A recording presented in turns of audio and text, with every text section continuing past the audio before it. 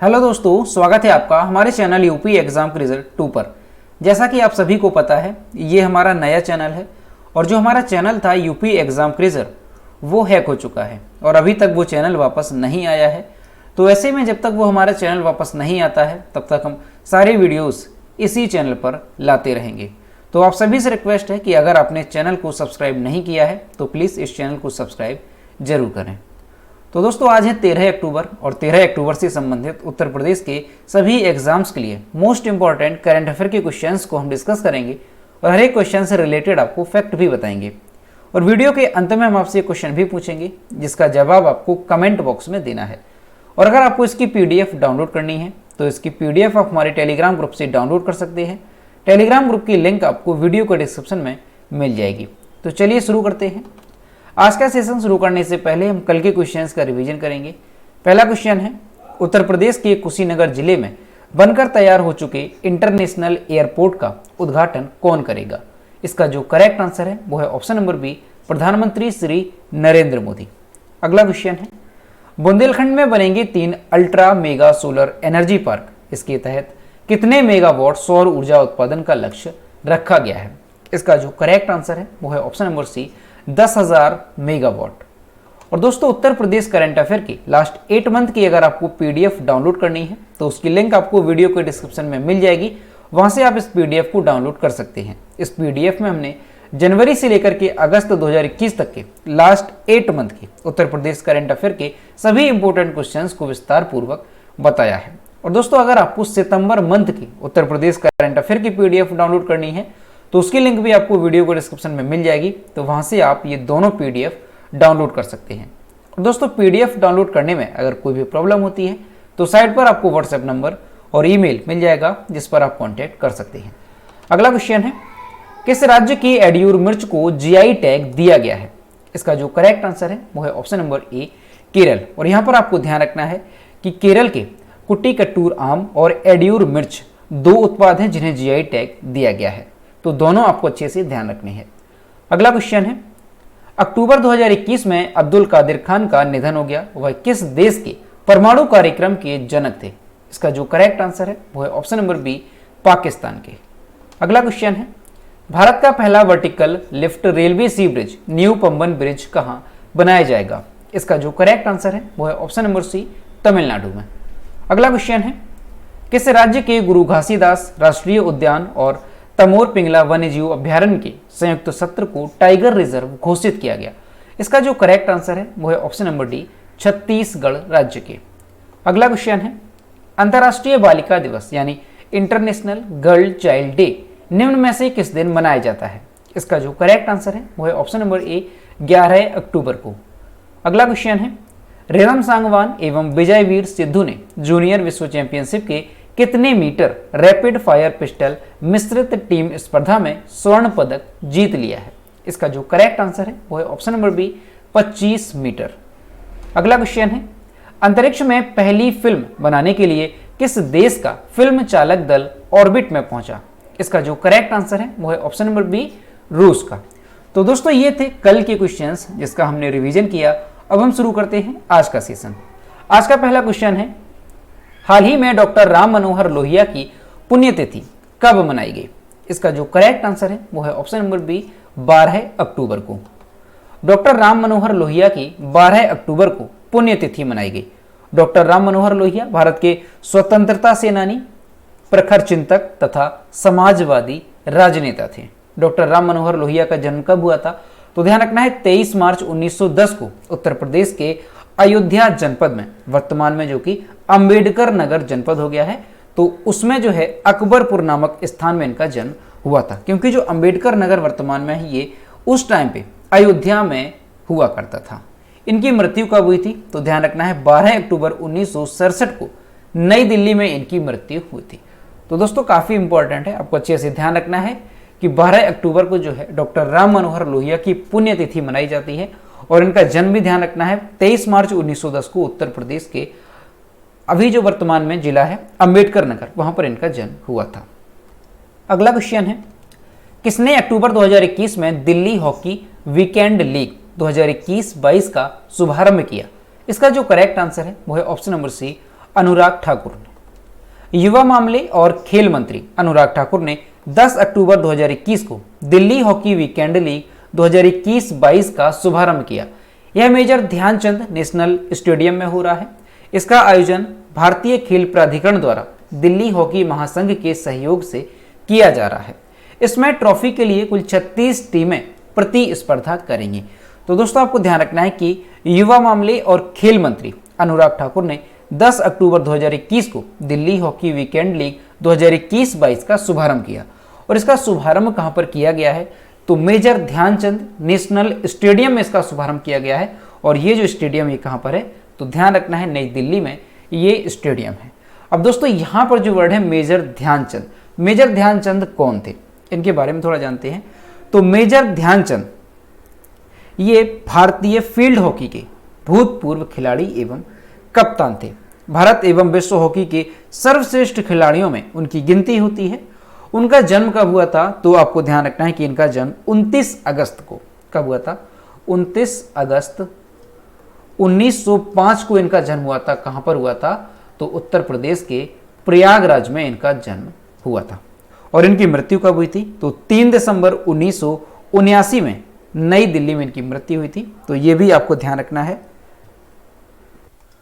और इनसे संबंधित एक क्वेश्चन और मोस्ट इंपॉर्टेंट है, वो आपको अच्छे से ध्यान रखना है कि अभी हाल ही में राजीव गांधी खेल रत्न अवार्ड का नाम बदला गया है। और वो जो अवार्ड है उसका नाम हॉकी के महान खिलाड़ी मेजर ध्यानचंद के नाम पर रखा गया है। तो ये क्वेश्चन मोस्ट इंपॉर्टेंट, इसे आपको अच्छे से ध्यान रखना है। अगला क्वेश्चन है, अक्टूबर 2021 में किसे एस्ट्रोनॉटिकल सोसाइटी ऑफ इंडिया द्वारा आर्यभट्ट पुरस्कार से सम्मानित किया गया है? इसका जो करेक्ट आंसर है वो है ऑप्शन नंबर सी, जी सतीश रेड्डी को। जी सतीश रेड्डी को एस्ट्रोनॉटिकल सोसाइटी ऑफ इंडिया द्वारा आर्यभट्ट पुरस्कार से सम्मानित किया गया है। उन्हें भारत में अंतरिक्ष यात्रियों के प्रचार में उनके उत्कृष्ट आजीवन योगदान के लिए सम्मानित किया गया है। रक्षा अनुसंधान और विकास विभाग के सचिव और डीआरडीओ के ये अध्यक्ष हैं। तो दोस्तों आपको ध्यान रखना है कि एस्ट्रोनॉटिकल सोसाइटी ऑफ इंडिया द्वारा आर्यभट्ट पुरस्कार से सम्मानित किसे किया गया है? तो डॉक्टर जी सतीश रेड्डी को। अब दोस्तों यहां पर जो वर्ड है डीआरडीओ, तो डीआरडीओ का फुल फॉर्म क्या होता है? तो defence research and development organisation, DRDO का फुल फॉर्म होता है। डीआरडीओ की स्थापना कब हुई थी? तो ध्यान रखना है 1958 में डीआरडीओ की स्थापना हुई थी। और डीआरडीओ का जो मोटो है वो क्या है? तो ध्यान रखना है बलस्य मूलम विज्ञानम, डीआरडीओ का मोटो है। और दोस्तों ये जो डीआरडीओ है यानी defence research and development organisation, ये किस मंत्रालय के अधीन कार्य करता है? तो ध्यान रखना है रक्षा मंत्रालय के अधीन। और इसके चेयरमैन कौन है? तो जी सतीश रेड्डी वर्तमान में इसके चेयरमैन है। अगला क्वेश्चन है, विश्व स्वास्थ्य संगठन WHO की एक रिपोर्ट के अनुसार वायु प्रदूषण से दुनिया भर में प्रति मिनट कितने लोगों की मौत हो रही है? इसका जो करेक्ट आंसर है वो है ऑप्शन नंबर बी, 13 लोगों की। विश्व स्वास्थ्य संगठन ने दुनिया भर में वायु प्रदूषण से होने वाली मौतों को लेकर डराने वाली रिपोर्ट जारी की है। इस रिपोर्ट के अनुसार वायु प्रदूषण से दुनिया भर में हर मिनट 13 लोगों की मौत हो रही है।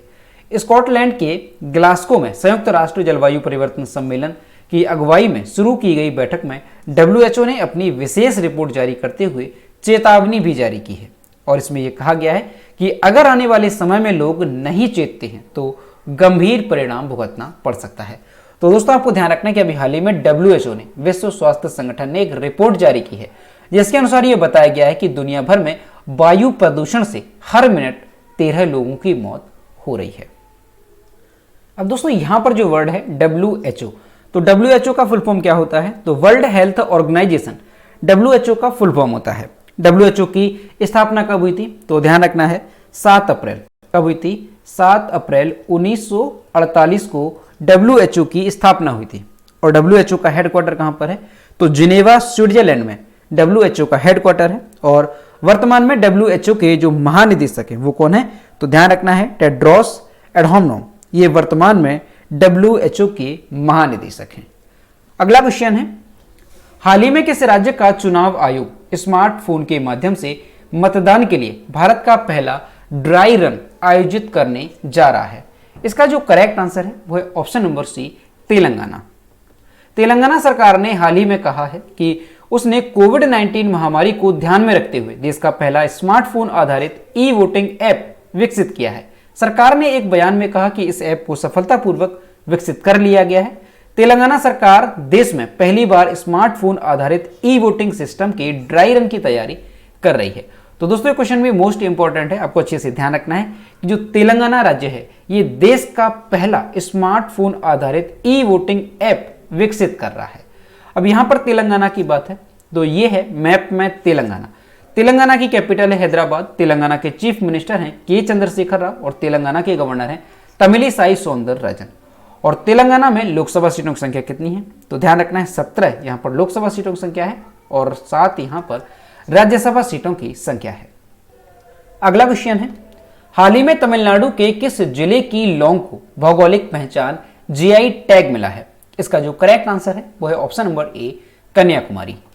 तमिलनाडु में कन्याकुमारी जिले की पहाड़ियों में उगाए जाने वाले अनोखे लौंग के मसाले को यानी कन्याकुमारी लौंग के रूप में जीआई टैग दिया गया है। भारत में लौंग का कुल उत्पादन 1100 मीट्रिक टन है और इसमें 1000 मीट्रिक टन हर साल तमिलनाडु में पैदा होता है, जबकि 750 मीट्रिक टन लौंग का उत्पादन अकेले कन्याकुमारी जिले में होता है। इसके अलावा तमिलनाडु में कुरुप्पुर कलमकारी पेंटिंग और कल्लाकुर्ची लकड़ी की नक्काशी को हाल ही में भौगोलिक संकेत यानी जीआई टैग प्राप्त हुए हैं। तो दोस्तों, क्वेश्चन भी मोस्ट इंपॉर्टेंट है, आपको अच्छे से ध्यान रखना है कि अभी हाल ही में तमिलनाडु के कन्याकुमारी जिले की जो कन्याकुमारी लौंग है उसे भौगोलिक संकेत यानी जीआई टैग से सम्मानित किया गया है। और दोस्तों, इसे क्यों किया गया है? क्योंकि जो कन्याकुमारी में लौंग का उत्पादन है वो काफी ज्यादा होता है। भारत में अगर देखा जाए तो लौंग का कुल उत्पादन 1100 मीट्रिक टन है, जिसमें से 1000 मीट्रिक टन हर साल तमिलनाडु में पैदा होता है और उसमें भी अगर देखा जाए तो 750 मीट्रिक टन लौंग का उत्पादन अकेले कन्याकुमारी जिले में होता है। तो आपको ध्यान रखना है। और इसके अलावा जो तमिलनाडु के कुरुपुर कलमकारी पेंटिंग और कल्लाकुर्ची लकड़ी की नक्काशी को जीआई टैग दिया गया है, इसे भी आपको ध्यान में रखना। अब दोस्तों, अभी हाल ही में कई राज्यों के उत्पादों को जीआई टैग दिया गया है, तो इनका एक बार हम रिवीजन करते हैं। तो अभी जो है राजस्थान की सोजत मेहंदी को जीआई टैग दिया गया, इसे ध्यान रखना है। और नागालैंड के नागा खीरे को जीआई टैग दिया गया। मणिपुर के सिराराखुंग मिर्च और तामेंगलोंग ऑरेंज को जीआई टैग दिया गया। और महाराष्ट्र के वाडा कूलम जो कि चावल की एक किस्म है उसे भी जीआई टैग दिया गया है। और इसके अलावा महाराष्ट्र के सफेद प्याज को भी जीआई टैग दिया गया है, इसे भी ध्यान रखना है। और असम की जोडेमा राइस वाइन, इसे भी जीआई टैग दिया गया है। और उत्तर प्रदेश के महोबा जिले के देसावरी पान को जीआई टैग दिया गया है। और केरल के कुट्टिकट्टूर आम और एडियूर मिर्च को जीआई टैग दिया गया है। तो इसे भी आपको ध्यान में लेकर चलना है क्योंकि जीआई टैग से संबंधित क्वेश्चन एग्जाम में पूछे जाते हैं। अगला क्वेश्चन है, केंद्र सरकार ने किस बीमारी के प्रसार को नियंत्रित करने के लिए मिशन 100 डेज नामक एक अभियान शुरू किया है? इसका जो करेक्ट आंसर है वो है ऑप्शन नंबर सी, कोविड-19। केंद्र सरकार ने त्योहार के सीजन के दौरान कोविड-19 संक्रमण के प्रसार को नियंत्रित करने के लिए मिशन 100 डेज नामक एक अभियान शुरू किया है। 10 अक्टूबर 2021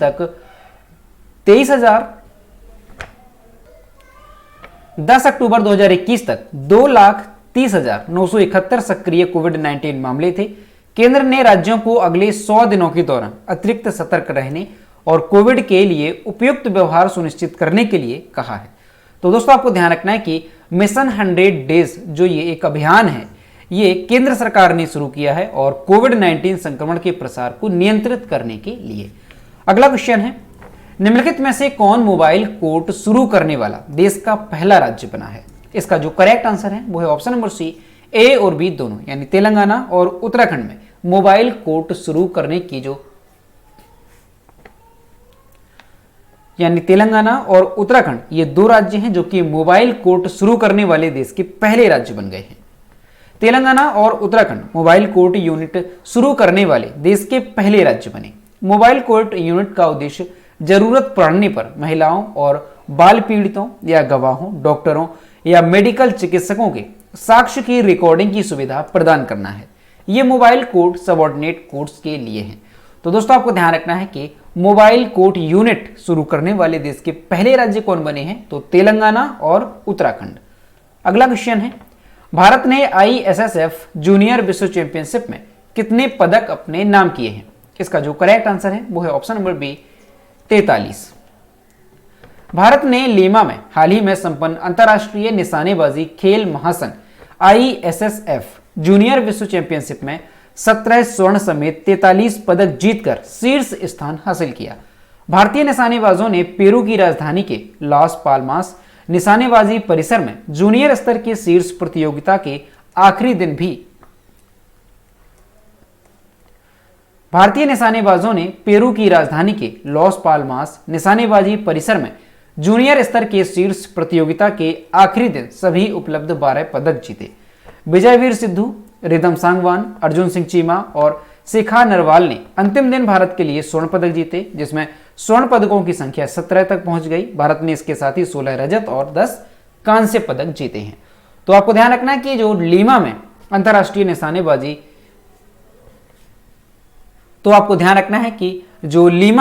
जूनियर विश्व चैंपियनशिप आयोजित हो रही थी, उसमें भारत ने कुल मिलाकर के 43 पदक जीते हैं, जिसमें 17 स्वर्ण पदक, 16 रजत पदक और 10 कांस्य पदक जीते हैं। अगला क्वेश्चन है, सत्यजीत का अक्टूबर 2021 में निधन हो गया, वह निम्नलिखित में से किस क्षेत्र से संबंधित थे? इसका जो करेक्ट आंसर है वो है ऑप्शन नंबर ए, अभिनय से। कन्नड़ फिल्म अभिनेता सत्यजीत का अक्टूबर 2021 में निधन हो गया। सत्यजीत उनका स्क्रीन नाम था और उनका वास्तविक नाम क्या था? तो सैयद निजामुद्दीन उनका वास्तविक नाम था। अभिनेता ने 1986 में नाना पाटेकर के साथ हिंदी में अपनी पहली फिल्म अंकुश से पहचान बनाई। उनकी अन्य प्रमुख फिल्में कौन कौन सी रहीं? तो युद्धकांड, मांड्यदा गंडू, पुलिस स्टोरी, शिव मेचेदा, कन्नापा, न्यायक्की नानू, संघर्ष, आप्थामित्र और पद्मा व्यूहा, ये उनकी कुछ प्रमुख फिल्में थी। तो दोस्तों आपको ध्यान रखना कि अगर क्वेश्चन पूछा जाता है कि सत्यजीत ये किस क्षेत्र से संबंधित थे, तो ध्यान रखना है अभिनय से। अगला क्वेश्चन है, तो दोस्तों ये थे 13 अक्टूबर से संबंधित उत्तर प्रदेश के सभी एग्जाम्स के लिए मोस्ट इंपॉर्टेंट करंट अफेयर के क्वेश्चन जो कि हमने डिस्कस किए। अब हम देखते हैं कल के वीडियो को क्वेश्चन जो हमने आपसे पूछा था। तो ये है कल के वीडियो को क्वेश्चन जो हमने आपसे पूछा था, हाल ही में इलाहाबाद हाईकोर्ट के मुख्य न्यायाधीश के रूप में कैसे नियुक्त किया गया है? इसका जो करेक्ट आंसर था वो ऑप्शन नंबर ए था, राजेश बिंदल, और लगभग सभी स्टूडेंट्स ने इसके सही जवाब किए। और मैं आपसे हर रोज कहता हूं कि जो भी क्वेश्चन आपसे पूछा जाए तो सभी लोग उसका आंसर जरूर किया करो। तो ये है आज का क्वेश्चन, हाल ही में महोबा के किस उत्पाद को GI टैग मिला है? ऑप्शन नंबर ए है जलेबी, बी है पान, सी है गुड़ और डी है आम। तो इसका जो भी करेक्ट आंसर है वो आपको कमेंट बॉक्स में बताना है। तो दोस्तों अगर आपको आज का वीडियो पसंद आया हो तो वीडियो को लाइक करें, ज्यादा से ज्यादा शेयर करें, और अगर चैनल पर नए हैं तो चैनल को सब्सक्राइब करना ना भूलें। साथ ही बेल आइकन को भी प्रेस करें ताकि टाइम टू टाइम नोटिफिकेशन आप तक पहुंचता रहे। तो मिलते हैं नेक्स्ट वीडियो में। Thank you.